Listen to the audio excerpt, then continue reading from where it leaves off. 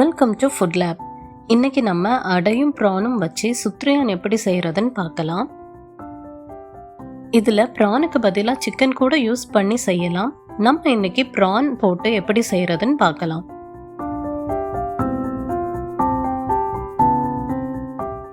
ரெண்டு table spoon எண்ணெயை விட்டு எண்ணெய் சூடானதும் அதில் 2 துண்டு பட்டை, 3 ஏலக்காய், 4 கிராம்பு போட்டு பொரிய விடுங்க.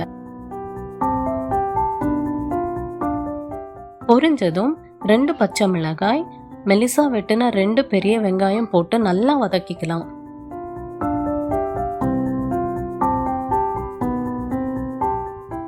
வெங்காயம் சீக்கிரம் வதங்குறதுக்கு 1/2 டேபிள் ஸ்பூன் உப்பு சேர்த்துக்கலாம். வெங்காயம் வதங்கினதும் 1/2 டேபிள் ஸ்பூன் இஞ்சி பூண்டு பேஸ்ட் போட்டு பச்சை வாசனை போகிறது வரைக்கும் வதக்கிக்கலாம். பச்சை வாசனை போனதுக்கு அப்புறம் நறுக்கி வச்ச 2 தக்காளியை சேர்த்து நல்லா வதக்கிக்கலாம். தக்காளி வதங்கினதும் 100 கிராம் ப்ரான், 1/4 டீஸ்பூன் மஞ்சள் பொடி, 1/2 டீஸ்பூன் மிளகாய் பொடி சேர்த்து நல்லா மிக்ஸ் பண்ணிக்கோங்க. மசாலாவோட பச்சை வாசனை போனதும் 1/2 கைப்பிடி மல்லி இலை, 1/2 கைப்பிடி புதினா சேர்த்து நல்லா வதக்கிக்கலாம்.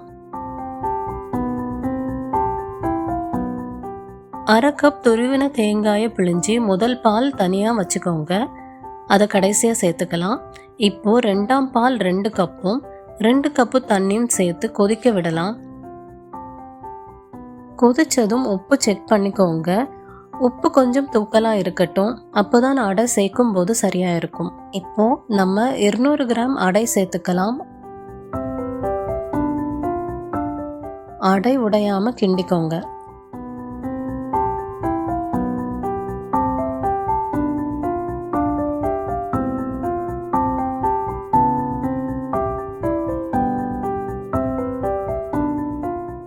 அடை வெந்ததும் எடுத்து வச்சிருந்த முதல் பாலை சேர்த்துக்கோங்க.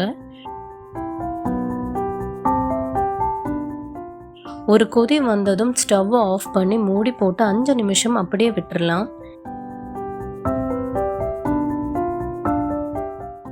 இப்போ சுத்ரியான் ரெடி ஆகிடுச்சு. ரெசிபியை ட்ரை பண்ணி பார்த்துட்டு எப்படி இருந்துச்சுன்னு கமெண்ட்ல சொல்லுங்க. இந்த மாதிரியான ரெசிபிக்கு ஃபுட் லேபை சப்ஸ்கிரைப் பண்ணுங்க.